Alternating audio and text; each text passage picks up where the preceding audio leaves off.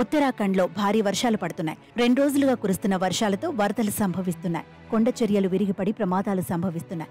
ఇక పుణ్యక్షేత్రాలను దర్శించుకునేందుకు వెళ్లే భక్తులు ప్రాణాలు కోల్పోతున్నారు. తాజాగా రుద్రప్రయాగ్ జిల్లాలోని మద్మహేశ్వర్ ఆలయం దగ్గర సుమారు 50 మంది చిక్కుకున్నారని అధికారులు తెలిపారు. ఆలయ పరిసరాల్లో ఉన్న కొండ ప్రాంతాల్లో భారీ వర్షాలు పడటంతో పర్యాటకులు చిక్కుకుపోయారని వెల్లడించారు. దీని గురించి సమాచారం అందుకున్న రెస్క్యూ టీం వెంటనే రంగంలోకి దిగింది. భారీ వర్షాల కారణంగా ఉత్తరాఖండ్లో పలుచోట్ల నష్టం వాటిల్లింది. రుద్రప్రయాగ్ జిల్లా మద్మహేశ్వర ఆలయం సమీపంలో నిర్మించిన ప్రత్యామ్నాయ వంతెన కొట్టుకుపోయింది. దీంతో దాదాపు 50 మంది అక్కడ చిక్కుకుపోయారు.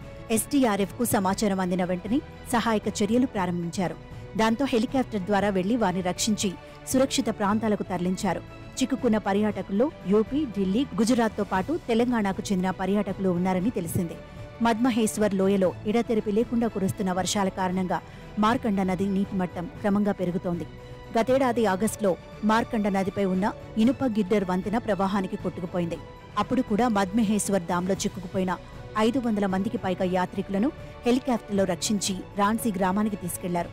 ఇనుప గిడ్డర్ వంతెన మార్కండ నదిలో కొట్టుకుపోయిన తర్వాత పబ్లిక్ వర్క్స్ డిపార్ట్మెంట్ తాత్కాలిక చెక్క వంతెనను నిర్మించింది. కానీ ఇప్పుడు అది కూడా కొట్టుకుపోయింది. మరోవైపు ఉత్తరాఖండ్ వ్యాప్తంగా కురుస్తున్న భారీ వర్షాలతో ప్రభుత్వం, అధికారులు అప్రమత్తమయ్యారు. ముందు జాగ్రత్త చర్యలు తీసుకుంటున్నారు. ఇందులో భాగంగా స్కూళ్లు, కాలేజీలకు సెలవు ప్రకటించారు. వర్షాలు, వరదలు సంభవిస్తున్న నేపథ్యంలో కొన్ని ప్రాంతాల్లో కొండ చర్యలు విరిగే ప్రమాదం ఉందని హెచ్చరిస్తున్నారు. ఈ నేపథ్యంలో కొండ ప్రాంతాలకు దూరంగా ఉండాలని చెబుతున్నారు.